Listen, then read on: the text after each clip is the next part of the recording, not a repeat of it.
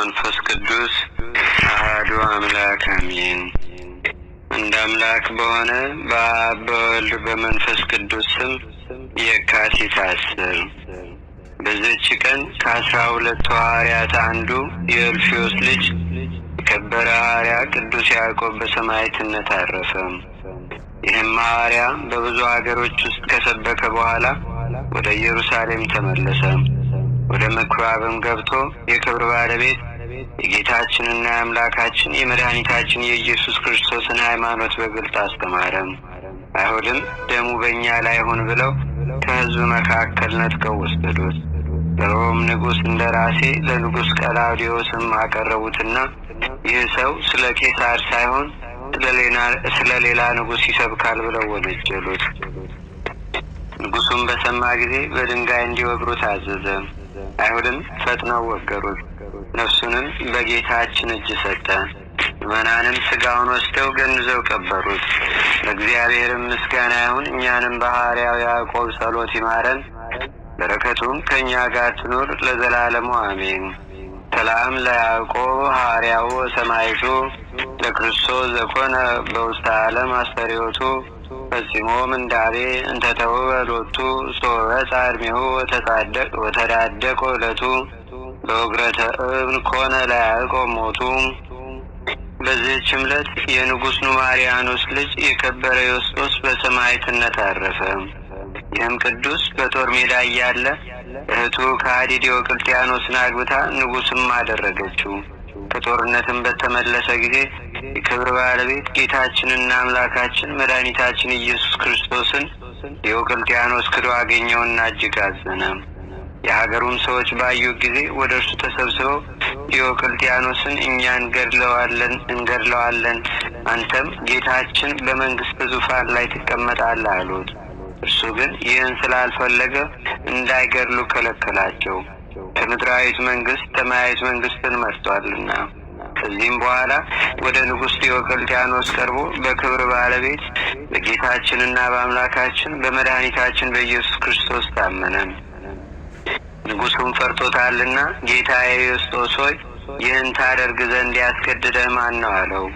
የከበረ ዮስጦስም በምስክርነቴ ደሜን እንዳፈስ ካልጻፍክ ሕዝቡን በአንተ ላይ አስነስቼ ከመንግሥትህ እንደማስወጣ የክብር ባለቤት ጌታዬና አምላኬ መድኃኒቴ ኢየሱስ ክርስቶስ ሕያው ነው ብሎ ማለ።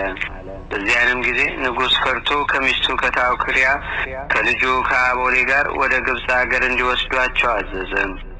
የእስክንድሪያንም ገዢ አብዝቶ እንዲሸነግላቸው ምናልባትም ልባቸው ቢመለስ እንዳያሳዝናቸውም አለዚያ እያንዳንዱን እንዲለያያቸው አዘዘው። ወደ ግብፅ አገርም በደረሱ ጊዜ ከእርሳቸው ጋር የንጉሥ ደብዳቤ አገልጋዮችም አሉ። የእስክንድሪያም ገዢ ባያቸው ጊዜ እጅግ ፈራ። ይሸነግለውም ጀምሮ ቅዱስ ዮስጦስን ጌታዬ እንዲህ አታድርግ፣ ክብርህ ይሻልሃል አለው። የከበረ ዮስጦስም ነገር አታብዛ አለው። መኮንኑም ፈርቶ ቅዱስ ዮስጦስን ወደ ላይኛው ግብፅ ወደ እንዴናው ከተማ ሰደደው።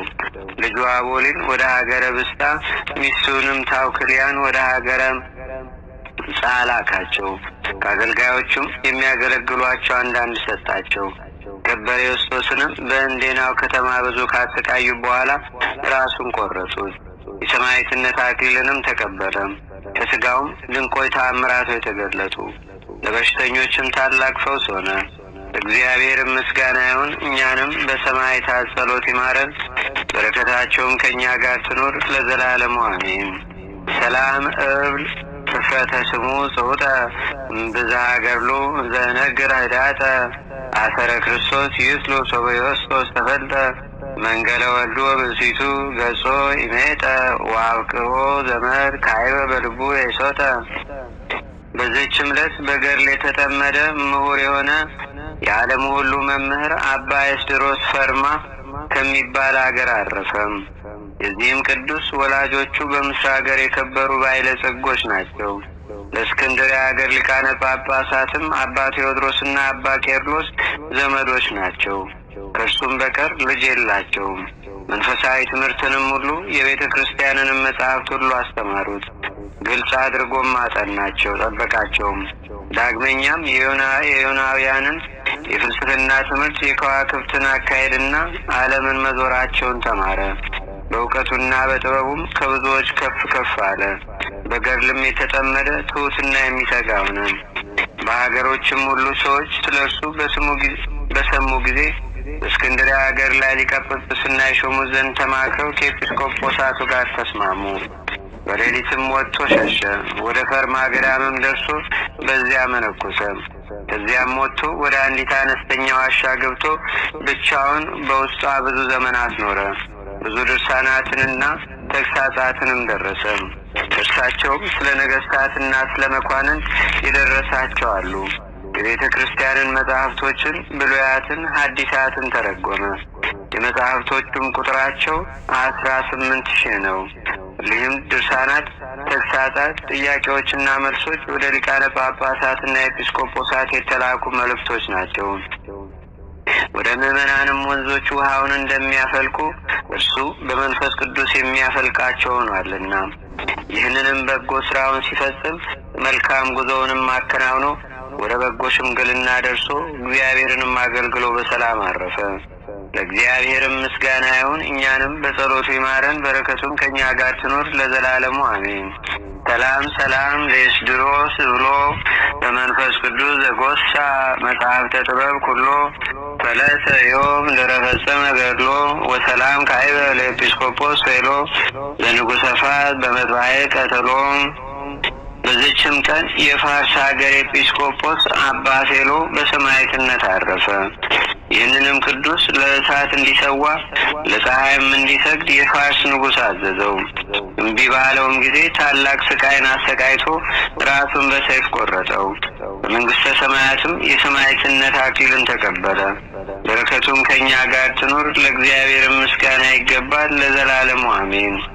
በዚህችም ቀን የከበሩ የኒቆላዎስና የስምዖን መታሰቢያቸው ነው። እግዚአብሔርም ምስጋና ይሁን ለዘላለሙ አሜን።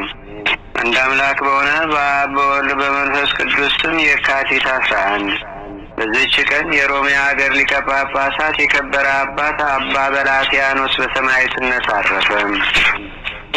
በዚህችም ዕለት ተጋዳዩ ባለ አንበሳው አውሎግ አረፈ። በዚህችም ቀን የከበሩ ኤጲስቆጶስ አብርሃም የመነኮስ መቃቢስና የኮንቲ መታሰቢያቸው ነው። በዚህችም ቀን የአባ ስልዋኖስ ረድ አባ በትራ አረፈም። ለእግዚአብሔር ምስጋና ይሁን። እኛንም በቅዱሳን መላእክት፣ ጻድቃን፣ ሰማዕታት፣ ደናግል፣ መነኮሳት፣ አበው ቀደምት ይልቁንም በሁለት ወገን ድንግል በምትሆን በእመቤታችን በቅድስተ ቅዱሳን በድንግል ማርያም ረድኤትና በረከት አማላጅነቷም በሀገራችን በኢትዮጵያ በሕዝበ ክርስቲያኑ ሁሉ ላይ ለዘላለሙ አድሮ ይኑር አሜን። ዛቅረብኩ ማሌታ ዘኪራ ይላፈ ለተጠምዱከ ዘልፈ ለላነብብ ተወከ ዘልዴቴ መጽሐፈ እንተረሰይከ እግዚኦ ጸሪቀ መለት ውቁፈ ምላቡ ውላን ዘተርፈ ነቢያት፣ ቅዱሳን፣ ሐዋርያት፣ ሰባኪያን፣ ሰማዕታት፣ ጻድቃን፣ ደናግል፣ አዲ ወመነኮሳት ሄራን ባርኩ ጉባኤ ዛቲ መካን እስከ አረጋዊ ሊቆኖስ ሕፃን ለዘጻፎ በክርታስ ወለዛ ጻፎም ዘይደርስ ለዛ አንበቦ ለዘተርጎሞ በልሳን አዲስ ወለዘሰማ ቃሎ በዝነ መንፈስ በጸሎተሙ ማርያም አራቂተ ኩሉ እምባ ስቡረ ማረነ ኢየሱስ ክርስቶስ አቡነ ዘበሰማያት